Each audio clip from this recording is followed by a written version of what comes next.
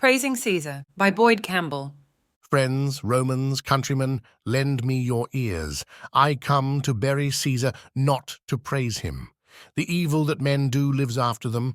The good is oft interred with their bones. So let it be with Caesar.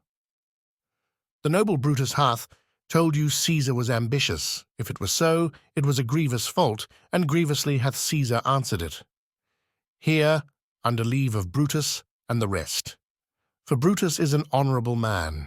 So are they all honourable men. Come I to speak in Caesar's funeral? He was my friend, faithful and just to me, but Brutus says he was ambitious, and Brutus is an honourable man. A lot of people don't want to believe that Thomas Matthew Crooks was actually a registered Republican and a gun enthusiast. They're convinced he was some sort of a plant from a Trump-hating organization. People who do not believe the news or the government are part of the Trump phenomenon. When I heard the description of Crooks, I was not the least surprised. Idealistic young men who grow to hate the kings they once loved is a story as old as mankind itself.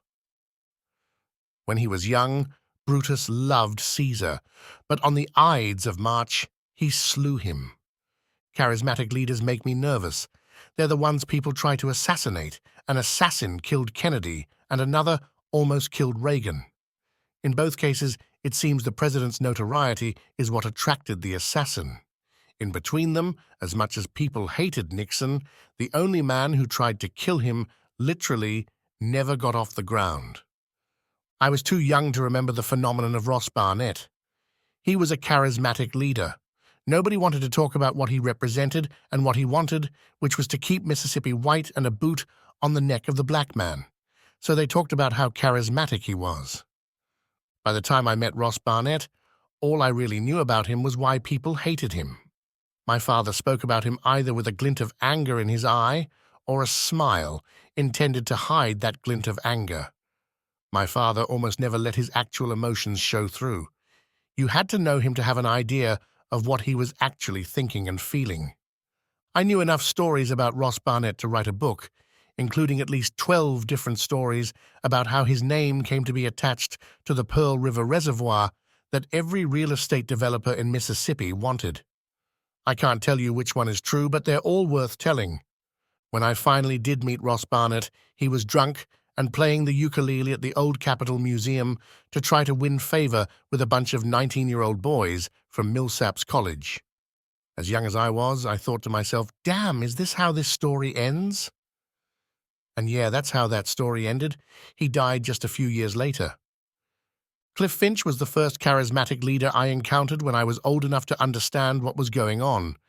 Finch ran on the platform that rich white Jackson hated him. Chokwe Lumumba ran on the same ticket.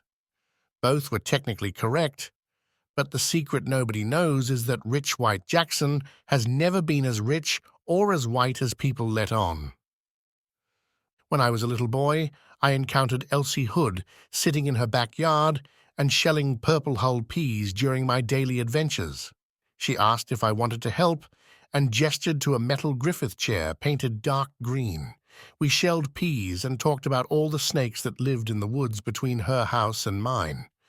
Elsie Hood might have been a social lion and voted the controlling share in the biggest bank in Mississippi, but she wasn't beyond shelling her own peas. I'm pretty sure she cooked them with bacon and ate them with cornbread. Cliff Finch intended to prove to the people of Mississippi that he was one of them. He carried a pressed metal lunchbox with him to prove it. Apparently, he had operated a bulldozer one summer when he was in law school. I asked my daddy if most lawyers carried a lunch pail to work. He laughed and said, "You know better than that." In the primary, Finch ran against William F. Winter and Maurice Dantin. Daddy said we'd be fine with either, but I favored Winter. Winter called Finch's lunch pail and stunts, like spending the day bagging groceries, theatrics. He was right, but it backfired against him. Winter and Danton were both supported by the kind of people Finch said he wasn't one of. That's true. He wasn't part of the moderate, middle-class white Mississippi who wanted to move into a new era after the disaster that happened here in the 60s. Having miraculously won the Democratic nomination, Finch faced Republican Gil Carmichael. Daddy was a registered Democrat, but he recognized the rising Republican Party in Mississippi. He got along pretty well with about half of them, avoided another third, and was stoically polite to the last 20%. He liked Carmichael quite a lot. Carmichael's platform included a new Mississippi state constitution, the ratification of the Equal Rights Amendment. Some of you might have to look up what that was. The supply of federal financial aid to New York City, gun registration, reduced penalties for marijuana possession, and mandatory school attendance for children. Calling the Republican Party the Party of Emancipation, he called back to the days of the black and tan Republicans and invited black leaders into his cabinet. There are those reading this story who probably think I'm making up stories about a progressive Republican in Mississippi in the 70s, but it's all true. Considering who actually became Mississippi's first Republican governor, we missed a hell of an opportunity to do good here. Carmichael ended up with 47% of the vote, not enough to win, but enough to make people rethink this whole business of Republicans and progressives in Mississippi. William Winter took from this to start letting some of his progressive tendencies out where the public could see them. Cliff Finch and his lunchbox and his theatrics were governor of Mississippi.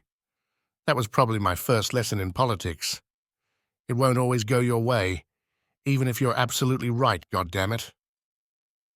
One day, Daddy came home and said, "Somebody tried to assassinate Cliff Finch." "Oh my God, who?" my mother said. "His wife," Daddy said with a grin. Now, this is not the official story. No law enforcement official has ever said that the First Lady shot the governor. No responsible journalist has ever staked their reputation on the story that Zelma Finch shot the governor. I, however, am not a responsible journalist. I'm not any kind of journalist. I'm a storyteller, and anybody old enough in Mississippi knows the story of the First Lady shooting the governor. A few years ago, they had an exhibit in the old Capitol Museum where they hung some 24 official First Lady portraits. Observing the enormous painting of Zelma Finch, I grinned at the docent. "There's old Zelma," I said. "They say she never could shoot straight." The docent laughed and then restrained herself. "I will love a candidate when they are no longer a candidate. There will be plenty of time afterward for that. While they are a candidate and while they are in office, even if I agree with everything that comes out of their mouth, they are still a threat to my liberty because they are in that position and they are but men, and all men are fallible. A young man who loves his party but shoots its candidate is a story as old as mankind. It happens because no candidate can measure up to that kind of adulation, and the more charismatic a candidate is, the more adulation they require. Donald Trump requires a great deal of adulation from the world around him. He has a golden toilet, for God's sake. Anyone who takes that challenge and loves him risks growing to hate him. No human is worthy of the kind of love that Donald Trump requires. If you've seen the photos, Thomas Matthew Crook's head was split in half by a Secret Service sniper's bullet. We'll never know his story from his mouth. Whatever he was thinking wasn't rational.